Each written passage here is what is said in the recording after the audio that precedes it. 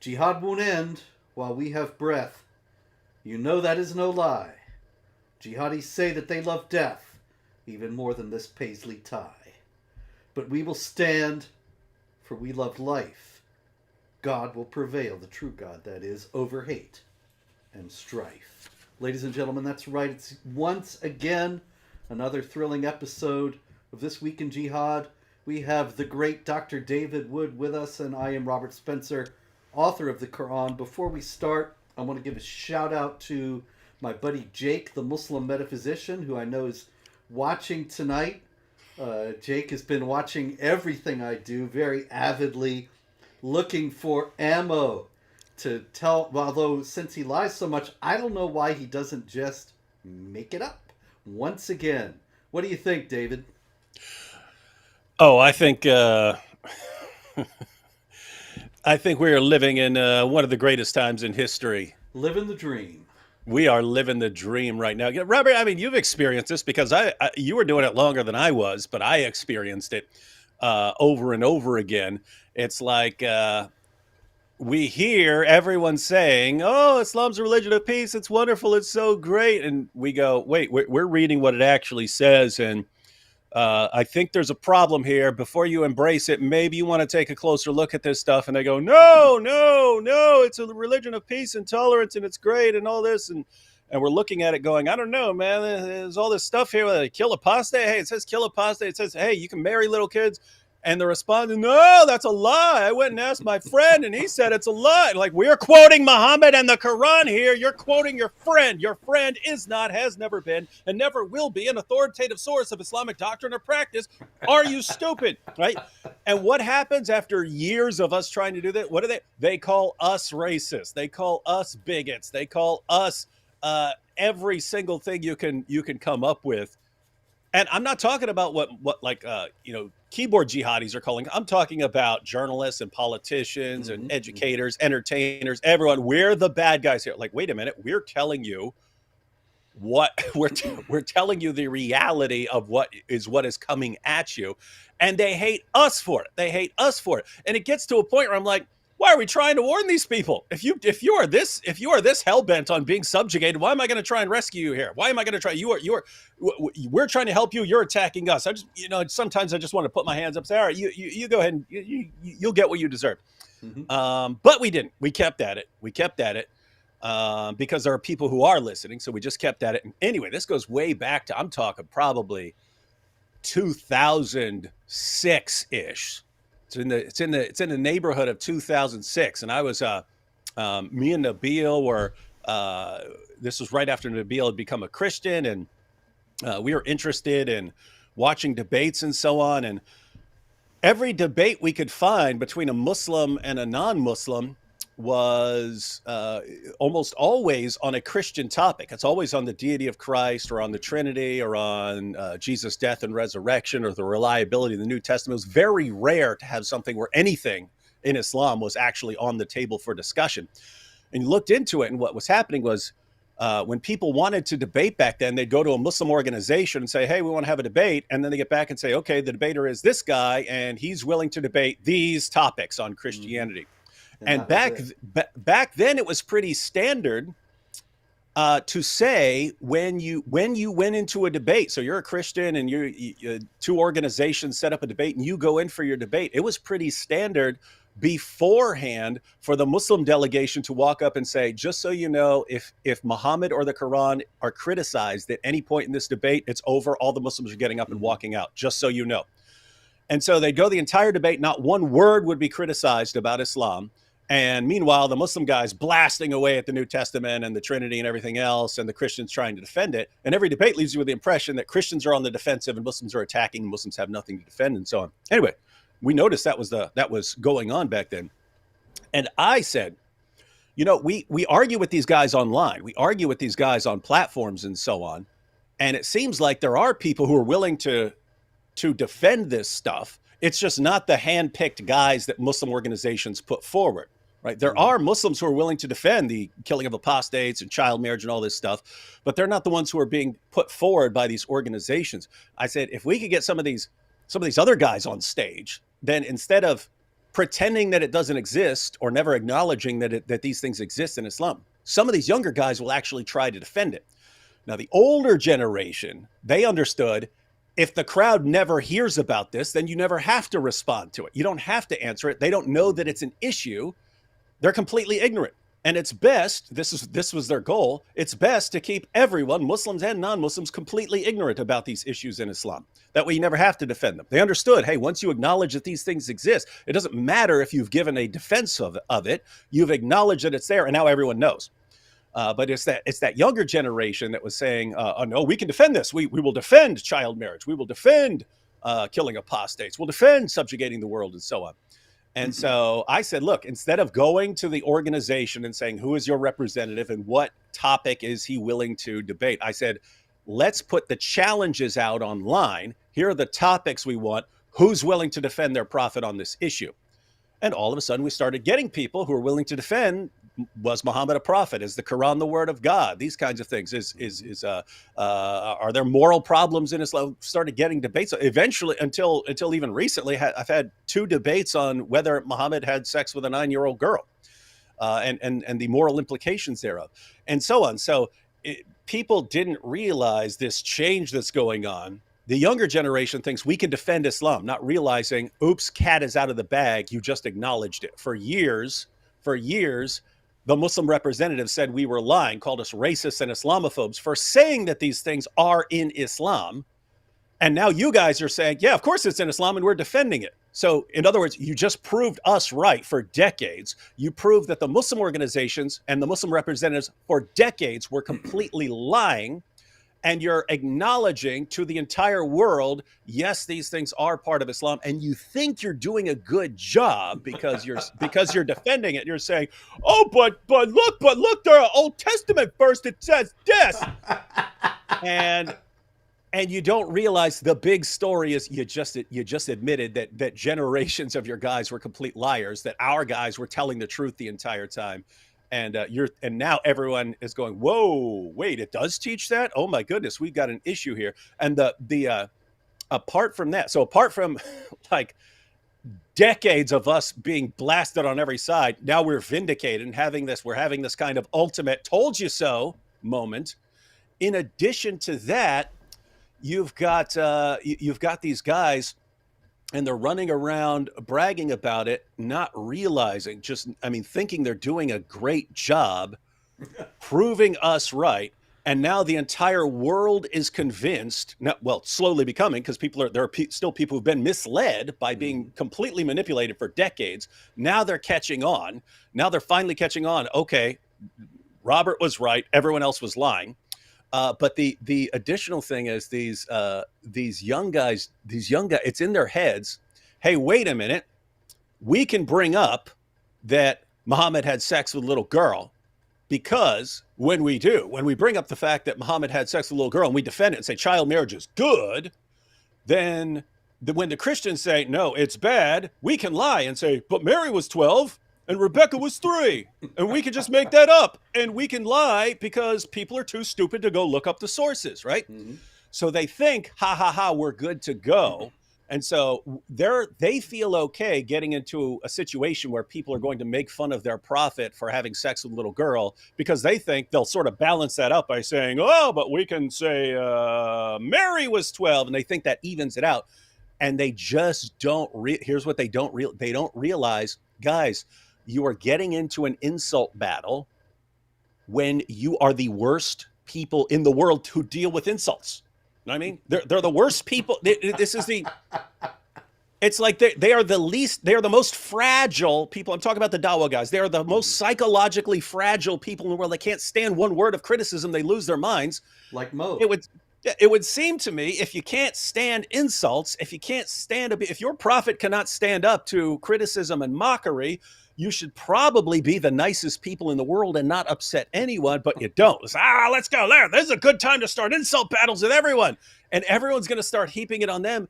And these guys are the worst in the world when it comes to dealing with mockery. We're pretty good in Christianity at dealing with mockery. We've been putting up with it for a long, long time.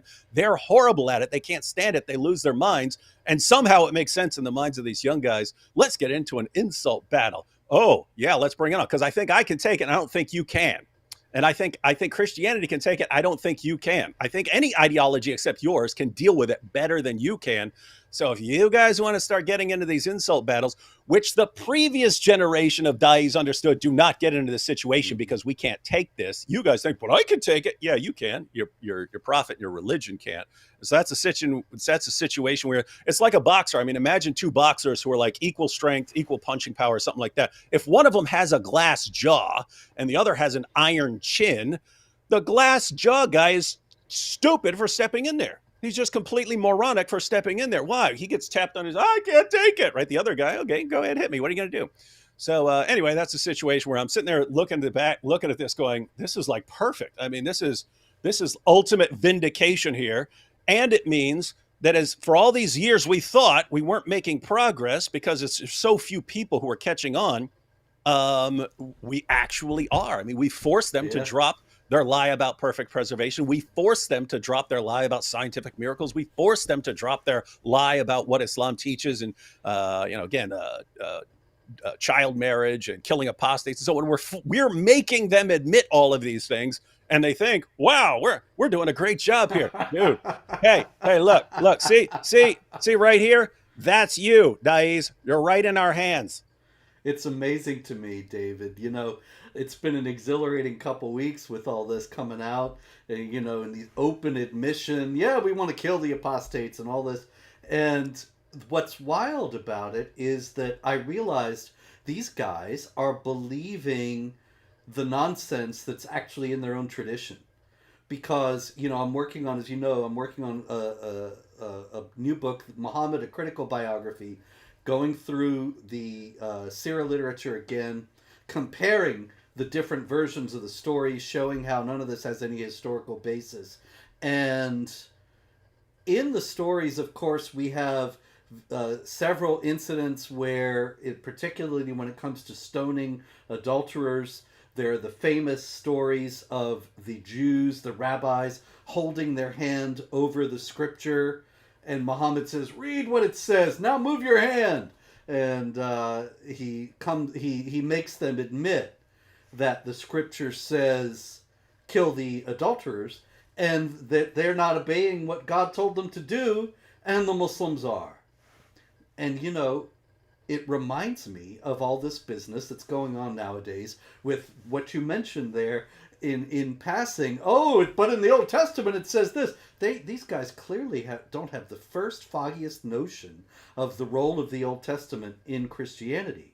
And so they think, oh my goodness, these guys are just like the rabbis, and they're holding their hand over the scriptures, and we're telling them to move it and showing them what's in their own books, and we have won. And they don't realize that Christianity doesn't work that way, has never worked that way. This has nothing to do with liberalism. It has to do with how Christianity was constituted from the beginning. And every Christian with a second grade Sunday school education understands that. But they keep going on and saying, oh, but you see, killing the apostates, making war against non-believers, it's all in your own Bible. You're just not following it. And every last Christian in the world knows, well, that's not how we understand or have ever understood our Bible. And now you are exposing to the world that this is what your religion is actually all about, when we are quite secure in our understanding of our own that it's not about that. And so once again, they're way out there on these positions that their older forefathers have concealed for years, and they're openly admitting it all and then claiming victory as if they think now they're going to sweep the West. Well, actually, now the West looks like it's waking up to what they're really all about. And I have to say, it's not just the fact that they don't understand, okay, here's a covenant that Christians are under, and these are the commands that are connected to our covenant, and that you have different covenants in the Bible. You have a covenant with Noah. With the covenant with Noah, You could eat anything. There were no food restrictions. You get the covenant with the children of Israel. There are all kinds of food restrictions. You get to the new covenant, you don't have those same food restrictions anymore. So it just makes no sense to say, oh, here's a command from a different covenant. Therefore, anyone under any time is under this covenant. Even Muslims wouldn't reject that. I mean, even Muslims would reject that because the Quran specifically says that Jesus came to alter elements of the law, and they have a doctrine of abrogation. But what's interesting is they don't just it's not just that they don't understand basics like old covenant, new covenant. They don't even understand like Judaism. I mean, going back to Muhammad making the Jews enforce the punishments of the Torah when the Jews weren't doing that. There were reasons the Jews weren't doing that, right? These punishments were connected to an entire temple sacrificial system with priests involved and so on. And these things were all connected. Once all of that breaks down, it's like we've broken the covenant. We've broken the covenant. This does not. You don't see Jews going around the world and saying, "Hey, we're gonna carry out all these penalties in other places around the world." So you get down to Saudi Arabia. You get down there, and Muhammad's going, "Oh, they're not enforcing this penalty. They're not even allowed to enforce that penalty. They're not supposed to enforce that penalty." And he's forcing them because he has the same mentality that our Dawa friends have. Oh, it says it right. It says it right there. I mean, it says it right there. So that means that means they gotta do it. And we are proud of that. Yeah. So that's actually an interesting case that they are just as thick and full of misunderstanding as Muhammad was, as depicted in the Sirah literature. So they're just imitating their guy again. Yeah, he imprinted his own stupidity and idiocy on his da'is. Hey, I got a question here from the broadcast, David. Are y'all going to report on some jihad this week? But maybe since he said y'all, I should say, are y'all going to report on some jihad this week? Yeah. So I'll tell you, Harvey, sure. we're going to get to it right now, man. Yeah. If you go deeper in West Virginia, they say yuns and not y'all. They go, hey, Yun's going to report on some jihad this week. That's too far north for me, man. All right, we're going to report on some jihad. David, I have a new section here, actually, and this is a new thing.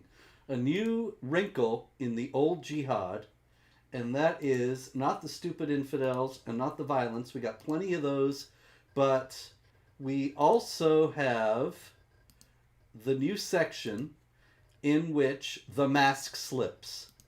And so it's just kind of what we've been talking about so far here. And thank you, Harvey.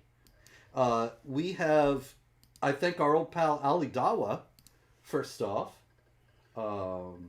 There he is. And as has been noted, his video has finally gone viral after many years. His video calling for the murder of apostates. And this is something, of course, that Daniel Hakikaju and Jake, the metaphysician, also admitted on the Patrick Bet David podcast. So it's out in the open now. Killing people who leave Islam is part of the deal. You get in, but there's no outdoor. And you check in, but you don't check out. You got anything to say about Ali Dawa and the mask slipping there? Now is the time. Well, again, it's just amazing because it's like, to be fair, you do have plenty of Muslims who either don't know that Islam has a death penalty for apostasy, or they reinterpret it somehow.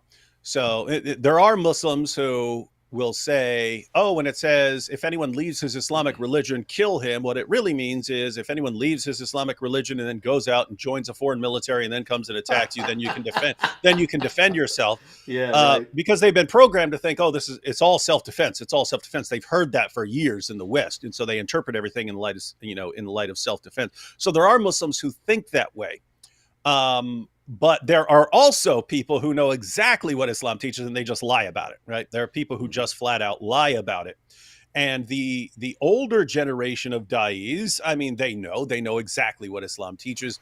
So they're just lying about it. And then the younger generation comes along. What are you lying for? We'll just tell you that it's here. And again, not realizing you just proved us right, and you proved all your earlier guys liars. And they don't seem to care. We're defending Islam, right? And proving us right, and proving that all your guys for the past few decades were complete liars. They're doing work that we couldn't possibly have done. When we're saying it and they're saying, no, that's not true, that's a lie, we don't believe that. There are plenty of people looking at this and say, well, okay, if they tell you what they believe and these guys are saying they believe the opposite, who are we going to believe? We're going to believe these guys.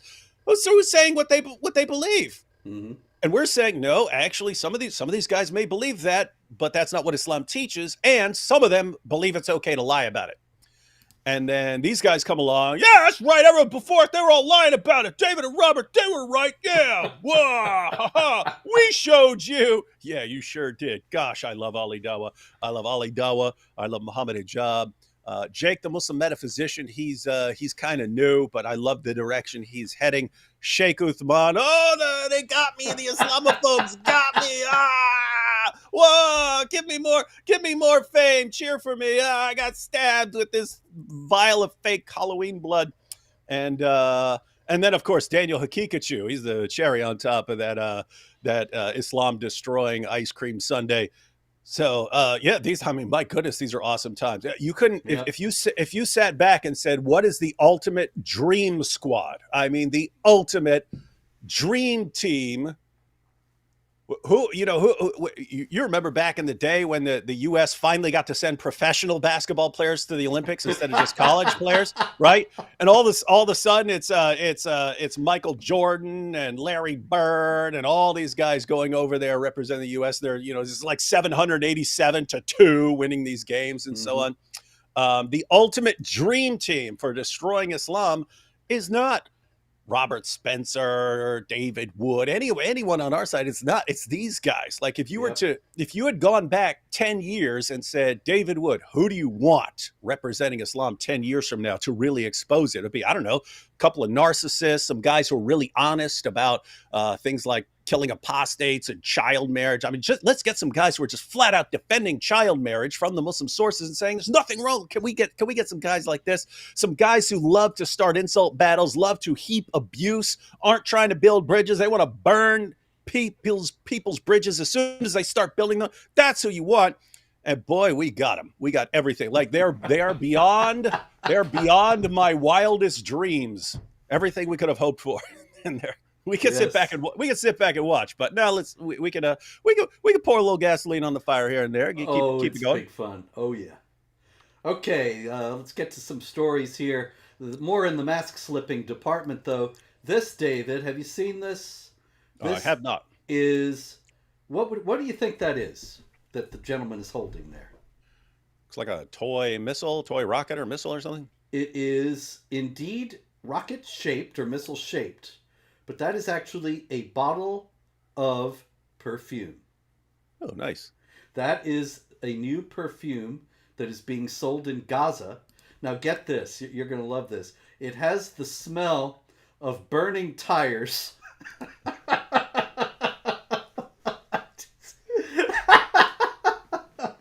Can you imagine? I mean,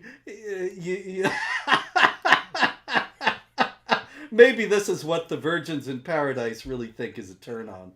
But gunpowder and burning tires and a delicate hint of the gasoline used in Molotov cocktails. It reminds me of I don't know if you saw Anchorman, but there was a scene where he's had this cologne called Sex Panther. I didn't see it.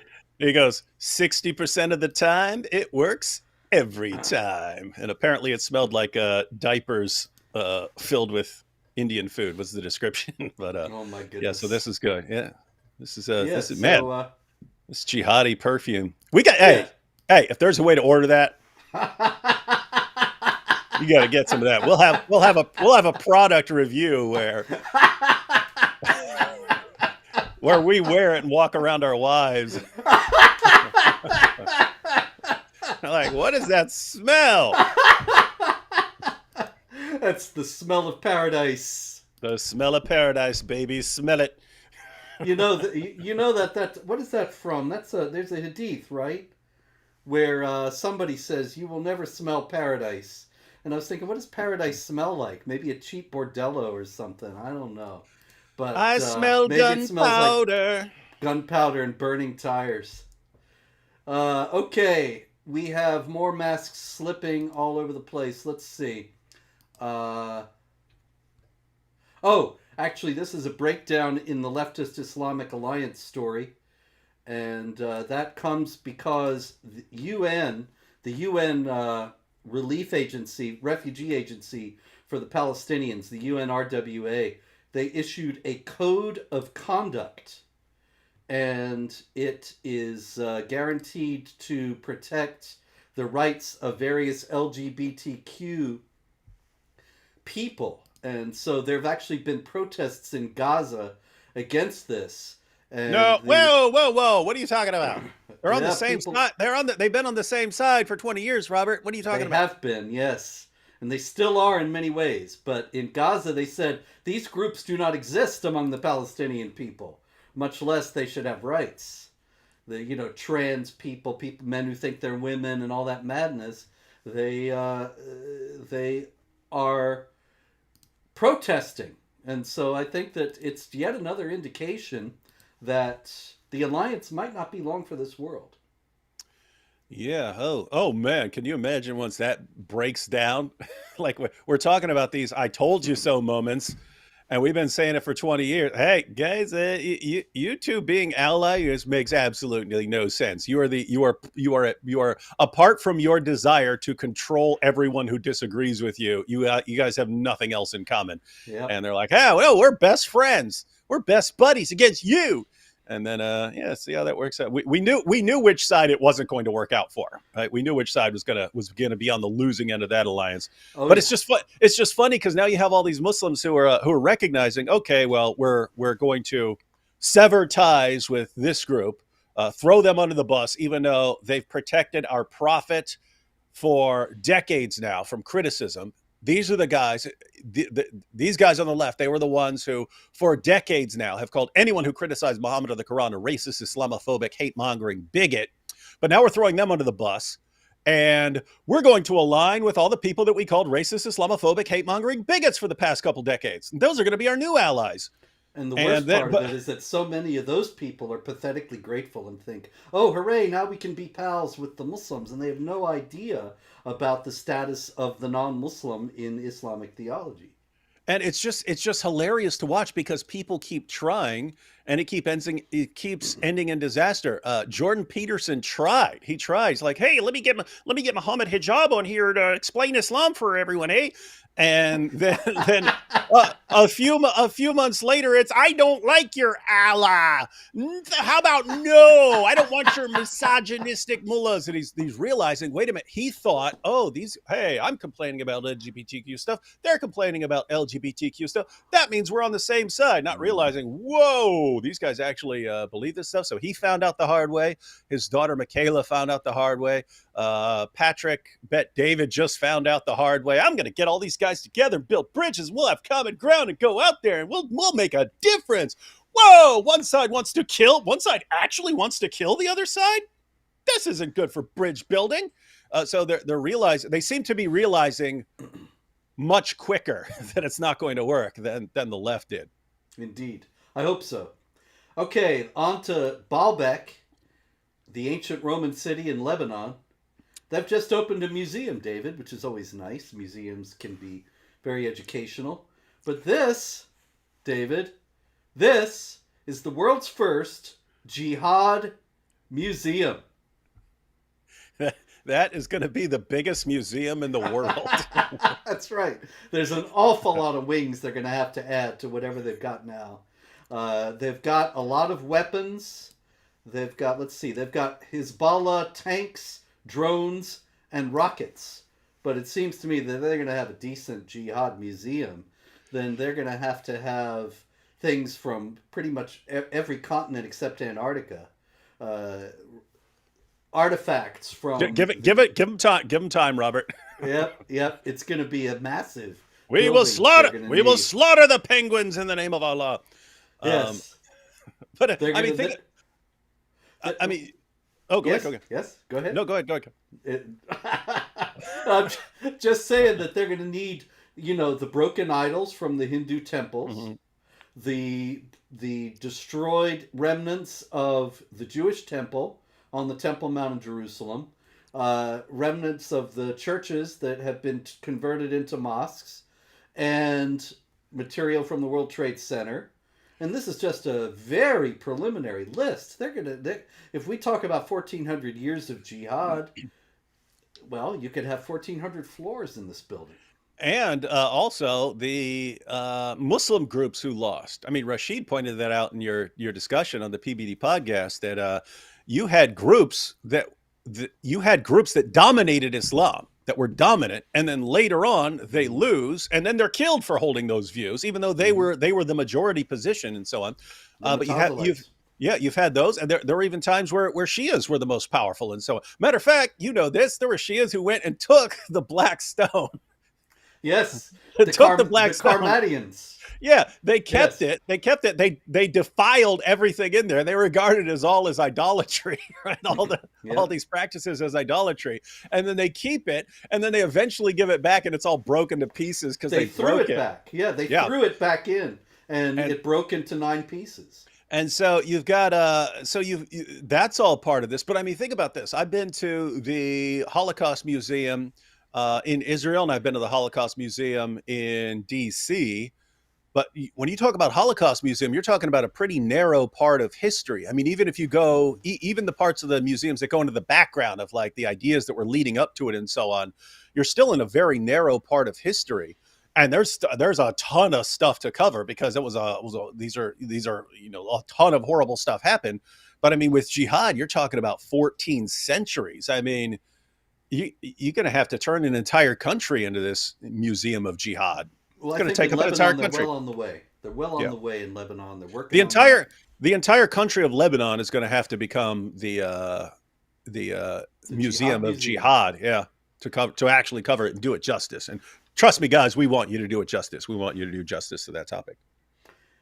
Okay, David. The other big news is somebody we all know and love had a birthday this week. And I'm betting you know who I'm talking about. The prophet himself, Hmm. Muhammad. It was his birthday. And in Pakistan, there was a crowd of people celebrating his birthday.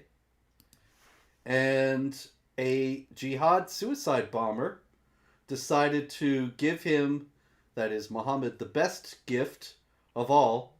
And that is he blew himself up, murdered at least 52 people, wounded 70 others. And I think that was a really thoughtful gift for Muhammad's birthday. Can you think of a better gift on Muhammad's birthday than mass murder? No, and I mean, people, they don't understand how all these things are connected. Like when Muhammad is condemning the Jews I mean, he condemned them for various things. Some of them completely made up, like Jews worship Ezra and so on. It's completely made up stuff. But one of the times he was calling for the Allah's wrath on the Jews and Christians was because they make the graves of their important people into shrines and so on. And so there's part of this idea in Islam that you don't treat you don't treat your religious figures in this way because you're bordering on idolatry, which is weird because I mean Islam is the most idolatrous nonsense in the world. It's the entire universe revolves around Muhammad. But notice you can there are people, look at this, I'll go on a killing spree here. It's weird. It reminds me of like Thanos. So Thanos in the Marvel movies, he decides, for a social justice program, he's going to kill half of all people. That way, there's more food and supplies for the people who are left. In the comic books, he was always trying to impress Death. He was actually in love with Death, who's an actual person in the comic books, and he's always trying to impress Death by slaughtering half of the population of the universe, trying to impress Death. But that's what some of these jihadis seem like with Allah. Like I'm going to try and impress Allah by how many people I slaughter in His name, and it for some reason it keeps coming up. Like you'd think. Like notice if we saw someone do that for Jesus, hey, I'm going to impress Jesus by slaughtering a bunch of people in Jesus' name. Everyone would recognize that guy as a complete nut job. So then people who have our background, they see someone else go out and slaughter a bunch of people in the name of Allah, and we think, oh, this guy must be a nut job. And it's like, have you not noticed that these nut jobs keep popping up from completely different parts of the world? Like it's just like it doesn't seem to be random. Doesn't seem to be random like crazy people arising. It seems they're getting it from somewhere, but they never explain where. And when ISIS declared its caliphate, there were Muslims from 100 countries around the world who traveled there to join up. And it wasn't 100, it was thousands of them. And so you got to think. Everybody thought this was a terrible perversion of Islam, as we were told in the West. Anyway, we should do some violent jihad stories, David, as grim as they are. We've spoken many times about the jihad against Nigeria. It was quite busy this week. We had 15 Christians murdered in Kaduna State, 32 others kidnapped in a jihad raid. And of course, chapter 47, verse 4 specifies that you can kill or enslave or ransom the prisoners you take, the people you abduct in these escapades. Also in Kaduna State, we had Muslims invading a different Christian village in Takanai, murdering 4 adults and 2 children.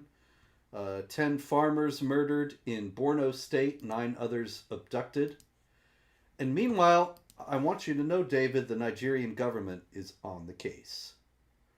The Nigerian government has had actually several members of the Nigerian Air Force have been detained since October 2021. So that is now coming up to 2 years. It was mid-October, so it's going to be 2 years next week. And these men have been detained because they spoke at a Christian event. So let that sink in, as they say these days. You have jihadis running rampant all over Nigeria, and nothing is done. And some Air Force officers speak at a Christian event, building bridges, immediately arrested, and are in prison ever since. It's incredible. Yeah, and it seems I don't know. It seems the jihadis are focusing on certain strategic areas, and Africa's one of them. They focus on like long-term plans. I understand. We could take any one of these. We could take any one of these countries, and if we work hard enough, we'll turn it into a Sharia-compliant hellhole that everyone wants to get out of. But even the Muslims will want to get out of there, like they want to get out of every Muslim country, and then they'll move to the West, and we'll just keep doing that. The areas where we can like wreak havoc and turn it into a Sharia compliant hellhole, we'll do that, and then everyone will want to leave, and they'll go to other countries and then spread Islam there. And if we just stay the course, we're good to go. We win in the long run. It's happening now, because I got more. Right next door to Nigeria is Niger, and several hundred jihadis attacked the military there. And a number of people, let's see, I believe 5 were killed. Oh no, 5 were killed in an accident, but another 7 were injured. Anyway, there was the attack on the military, and that just indicates yet again that the governments in these various countries are either unable or unwilling to deal with the jihad threat. The jihad groups appear to be more powerful than the local militaries. In Cameroon, also in the same area of the world, in Cameroon, there was a jihad attack on some men who were fishing, and 30 of them were kidnapped. 10 were murdered after they refused to pay taxes to the jihadis. Yep, that's exactly what ISIS did. Exactly. Yep, because that's exactly what the Quran says. Mm-hmm. You fight the Jews and Christians until they pay the jizya with willing submission and feel themselves subdued. And so we have the jihad all over spreading. in West Africa and Central Africa. Then over in East Africa, in Somalia, the jihadis struck at a meat market, murdering 6 people, wounding 14, and at a restaurant. And so, once again, they are showing that they are more powerful than the local security forces. Meanwhile, shall we head to Europe? Oh, I'm sorry. We also have in Nigeria. I actually did not have this one with the other Nigeria stories by mistake. 25 members of a Christian church choir on their way to a funeral were kidnapped. And so they can be ransomed. The witless officials pay the ransom, and then that just finances more jihad and more kidnappings. Okay, Europe. Europe is always more jihad. Yeah, and by the way, notice that system I just mentioned. Yes. That system I just mentioned, where I mean, it's evil. It's like brilliant but evil. That's why when you say brilliant and evil, that makes it seem demonic, right? But this system where, I mean, Islam just doesn't do a good job making a place where anyone wants to live. Everyone wants to get out of there. If it's a Muslim country, I mean, Jews want to get out of there, Christians want to get out of there, Muslim minority groups want to get out of there, and even like average Muslims who don't happen to be rich want to get out of there.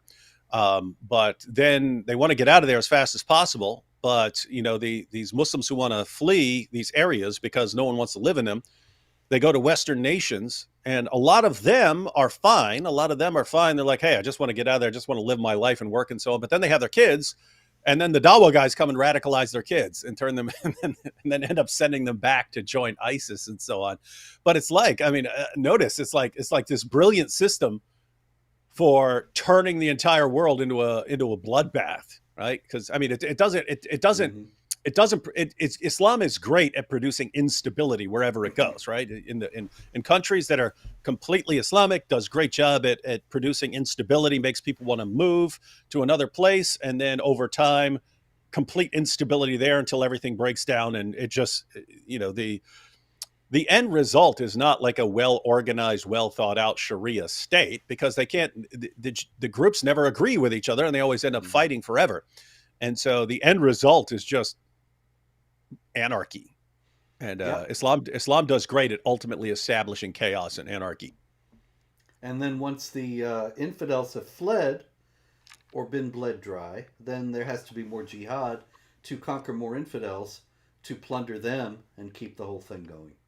Good system. Definitely sounds like it came from God. Ha! Yes. If God is a big shark. Okay. Germany. We have a gentleman in Germany who he was thinking, I want to look stylish, yeah? I want to look attractive for the ladies. And he decided he was going to wear a prayer cap, a kufi, the Muslim version of a yarmulke, actually, the prayer cap that you often see Muslims wearing in various countries. I forgot. I have one. I was going to wear it tonight, but that's just going to have to wait. I got one around here somewhere. I got a couple around here somewhere. Yeah. I remember, well, anyway, that's a long story. I won't get into it because we got more jihad to go. He decided to wear it, and he walked into a bar, and he orders... Sounds like a joke. Yes. A non-Muslim wearing an Islamic kufi walks into a bar. And the bartender says, "Hey, get out of here. We don't serve Muslims in the bar." And the guy goes, "No, it's just part of my new outfit." Yes, he says, "I don't want to eat the Muslims. I just want a beer." So anyway, a couple of Muslims are in the bar. Why they're in the bar, unexplained. But they see him and they say, "What are you doing wearing the kufi?" Probably they didn't sound like Colonel Klink, but anyway, they beat him. Ways of making you answer a question. They tell him that it was disrespectful, that he should choose his headgear more wisely, and they beat him and break his nose. All right, that's one story. The Um, other story related to this, David, Isn't that is funny though? the Wait, hang on. yes, That discussion. I mean, if this guy knew anything he was talking about, that discussion would have been pretty funny because he would have been, "Hey, what do you got? What are you Muslims doing in this bar? What are you Muslims doing in a bar? And yeah, you're supposed to play around on this haram stuff. You complaining about me?" And their answer would have been, "What are you talking about? We are planning to do jihad. In which case, all of this is forbidden. All of this is yes, forgiven. It's all yes. everything forbidden is forgiven once we do jihad." And would have been awesome. That's right. Yeah, nobody gets that even to this day. No. I got an email this morning from some guy saying, "How can you say this was a jihadi?" I don't even remember which guy he was talking about. He was seen drinking beer in a bar. Okay, come on, this Yeah. is basic stuff. You still don't understand. The idea is chapter 21, verse 47 of the Quran, ladies and gentlemen. The great scales. Allah puts all your good deeds on one scale, your bad deeds on the other. Whatever outweighs, you go to paradise or you go to hell. And So, and this goes this there are two variations of this. One, there's the idea that hey, if I die fighting the unbelievers in for the sake of jihad, then I'm going to be forgiven. So hey, since I'm planning on doing this tomorrow, I can do whatever I want tonight. I can go yeah. clubbing, I can bang a bunch of prostitutes, I can drink all night, I can do whatever I want because I'm going to paradise as of tomorrow. So there's that. But then there's this idea of Muslims who grow up and they're not living according to Islam and they party a bunch and so on, go clubbing, all this stuff when they're young. And Hmm. then all of a sudden they start taking Islam seriously. But as you pointed out, there's this scales system and they're never sure whether they can, whether they're going to be able to balance out those scales. And so they're in a state of perpetual terror and anxiety. I don't know what's going to happen to me if I die, unless this is where the recruiter comes in. Well, unless you die for the sake of Allah in jihad. And then you've got these people who haven't lived according to Islam their entire lives, and they finally take it seriously, and they're steered in the direction of jihad as the only way they could be sure that their previous sins are balanced out. And then they go out and they kill specifically because of what their religion teaches as the only way that they can know they're saved. And then the media say, "Oh no, here are pictures of this person at a club when he's younger. See, he's not a real Muslim. He's just a random clubber who decided to go out and slaughter people in the name of Allah one day." So that's it. It just happened. It was a total accident. Anyway, the Central Council of Muslims in Berlin, the head of the Central Council of Muslims, Ayman Mazyek, he heard about this guy who was attacked wearing a kufi and his nose broken. And so he wrote Muslims as Victims, a classic Islamophobic act. Anyone who doesn't understand that, first think, then write. Anti-Muslim racism. That was a hashtag he added to his tweet or his X or whatever it is. But the thing is, uh, this was not an act of racism unless the Muslims were of a different race from the German, uh, and they were not the victims. Maybe he got confused because the victim was wearing a kufi, but he was not a Muslim. And so it's an Islamophobic act now, as far as Ayman Mazyek is concerned. And I think, well, maybe probably a lot of the lists of Islamophobic acts are misunderstandings or willful misapprehensions of this kind. All right, in Britain, we have this gentleman, Muhammad al-Barad. And Muhammad al-Barad was a PhD student uh, who was studying engineering. And he used his study of engineering to build a drone that could carry a bomb or a chemical weapon for ISIS. Now, David, I thought this was confusing because people tell me that poverty causes terrorism. Poverty and That's exactly what ignorance. I was thinking. It's poverty and climate change. Those are the causes of jihad. And Westerners acting like bullies all the time and so on. So Yeah, I don't get it when well-educated, well-off people decide that the Quran orders them to do this kind of stuff. I don't know. Yeah, it's a mystery. I don't know. I can't figure it out. And it may never mystery may never be solved. Oh, wait a minute! Until all the young guys start admitting it. Yes, that's right. They're doing our job for us. Okay, we got a few stupid infidels here. Let's Oh, see if we've we got some can. stupid infidels. I know, oddly enough, I found some stupid infidels. I know it's surprising.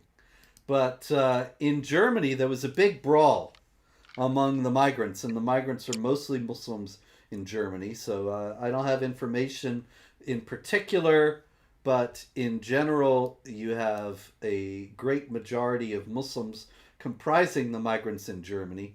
Merkel, the former chancellor, opened up Germany to mass migration in 2015, and the Smart. great majority of people who came in were Muslims. So there was a brawl, a big brawl in the city of Lübeck. And the German police, in response, threatened to arrest anyone who distributed video of the brawl. They are much more concerned that the video get out and people start getting a bad idea about mass migration than they are that maybe they should not have these migrant brawls in the middle of German cities.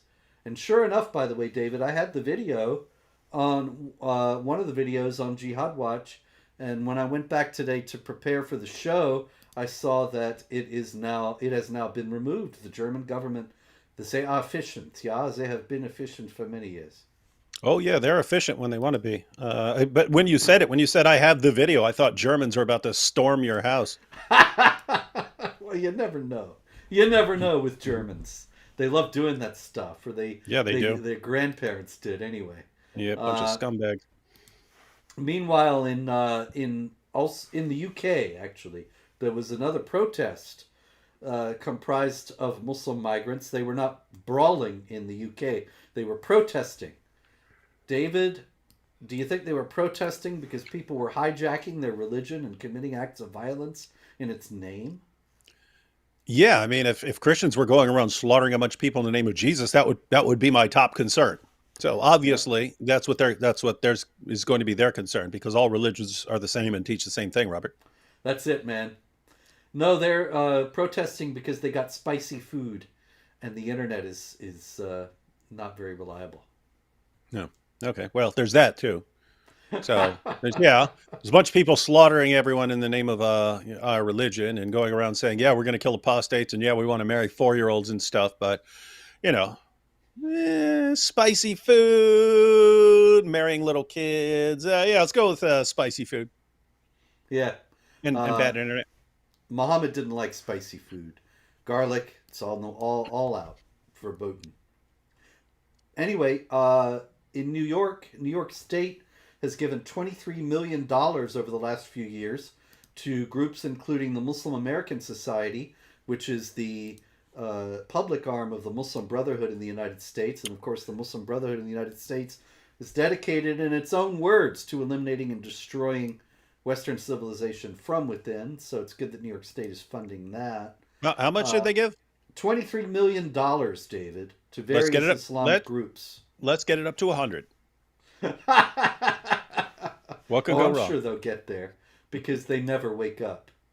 Meanwhile, I don't know if you've seen, but the Biden administration is infiltrated by Iranian spies. And this has now just come out that Robert Malley was the chief negotiator of the Biden administration for a new nuclear deal with Iran. And as it turned out, he was working with various spies of the Iranian government. And the chief of staff of the Pentagon Counterterrorism Office was an Iranian agent. And so Robert Malley was actually put on leave a few months ago, but a lot of these people are still in place. And of Well, I mean, course, yeah, anybody would have thought, well, it's a religion of peace, so we got to build bridges with the Iranians. Well, I'm just trying to figure out what they're doing with any of these other people. I mean, if you give Hunter a couple of prostitutes and a big old crack rock, I'm sure he'll tell you whatever, give you any information you want to know. That's true. That's true. So, what do you really need all these people for? It's a good question. Let's see. Asim Munir. Asim Munir is the army chief of Pakistan. And Asim Munir has some news for us, David, here on This Week in Jihad.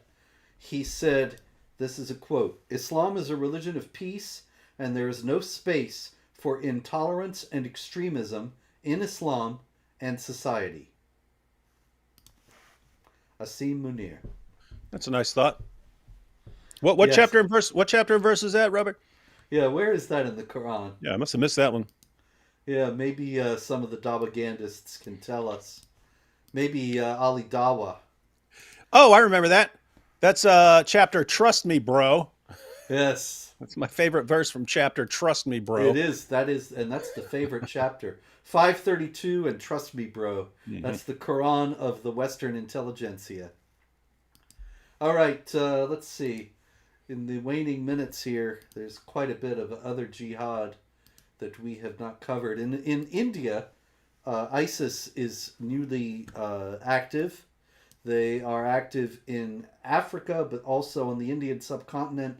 And the Islamic State, actually, in India, is now traveling around. They have these traveling trainers who are teaching people, going from state to state in India, and teaching people to make IEDs, which is a valuable skill, you got to admit.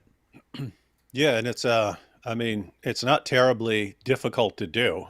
Pipe bombs, pretty easy. Pressure cooker bombs, those are pretty easy, and so on. Mm-hmm. So, yep, it just sucks because you try to keep that info away from people because once you learn how to do it, it is hard to catch people who are dropping these things around various places.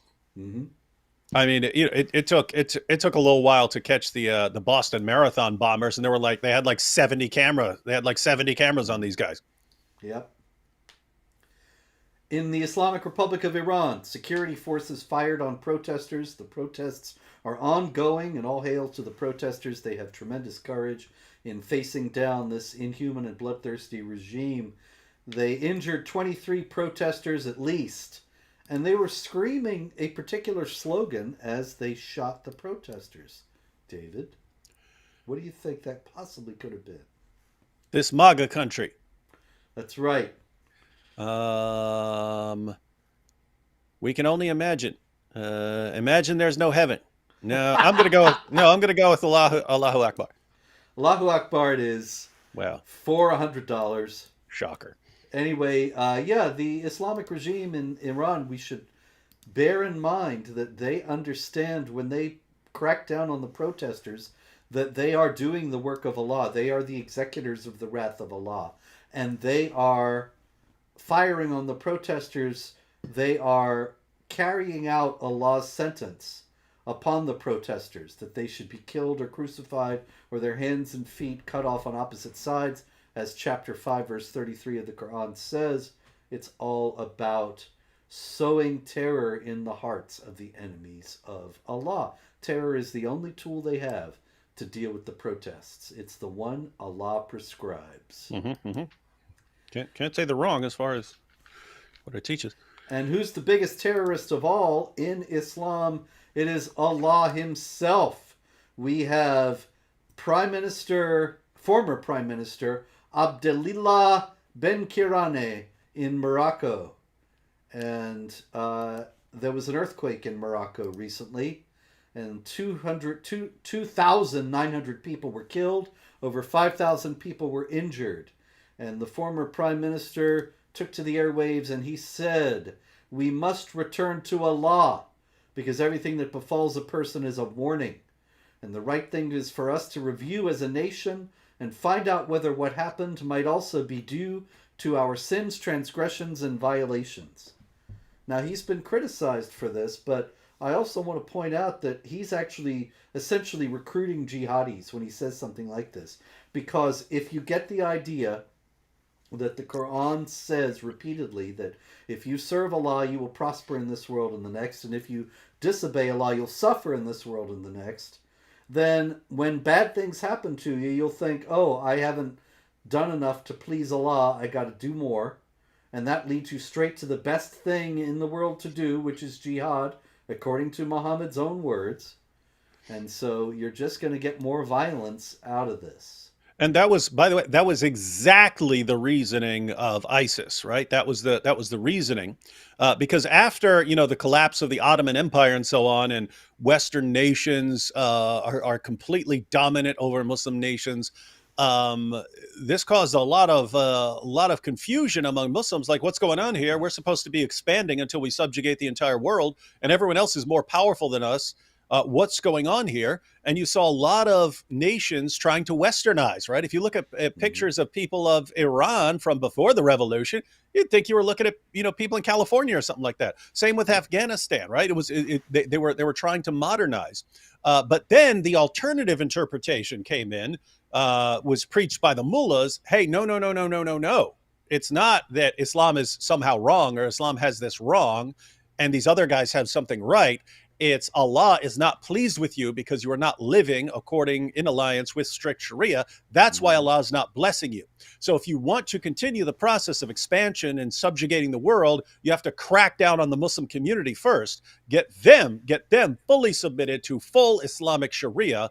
And that's why you have, the Muslim Brotherhood arising, and the revolution in Iran, and then ISIS as well. But notice the reasoning of ISIS. The leader called himself Abu Bakr al-Baghdadi. He's the new Abu Bakr, the Abu Bakr of Baghdad. What did he mean by that? Well, after Muhammad died, you had all these groups who rebelled because they didn't really believe in Islam. They were just terrified of Muhammad, and some of them did believe, but they didn't want to submit to some random guy. So they said, "Hey, we'll do Islam on our own." And Abu Bakr said, "I'm coming to kill you all. If you do not do exactly what I say, then I'm coming to kill you all." And he fought the apostate wars. And it wasn't just people who were announcing Islam. He said, if you even do your zakat improperly, and not exactly the way I tell, I'm coming to kill you. And so it's an epic bloodbath there in the Middle East. He subjugates everyone. And then what do you have? You have this period of massive expansion. So that's the idea of ISIS. We crack down on all this stuff, all shirk, all disobedience, all bid'ah, all hypocrisy. We crack down on all of that, and then Allah will bless us to subjugate everyone else.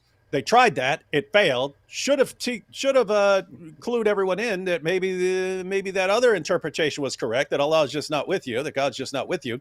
But now you've got other Muslim countries and Morocco basically saying the same thing. Hey guys, you want to stop the earthquake? Want to stop the earthquake? Well, then we need to go around slaughtering unbelievers in the name of Allah. That's not exactly what he's saying. He probably didn't even mean that, but people will get that impression. That's what it leads to. Yeah, that's the only solution, right? If disobedience is the cause of this punishment, what do we have to do? We have to end disobedience. How do we do that? Well, we have a system. You already brought it up. We have a system in place of dealing with things. We just go around slaughter everyone and bringing them in line with the commands of Muhammad. That's it, man. It's endlessly self reinforcing, because everything that goes wrong just makes you say, oh, I have to be even more fanatical. And they will keep coming and keep on being more fanatical. And so that brings us to the end of this marvelous episode of This Week in Jihad. We also will be more fanatical in standing for the truth, standing for justice, standing for love and peace. And so, ladies and gentlemen, until next week, thank you for watching, and pray, hope, and don't worry.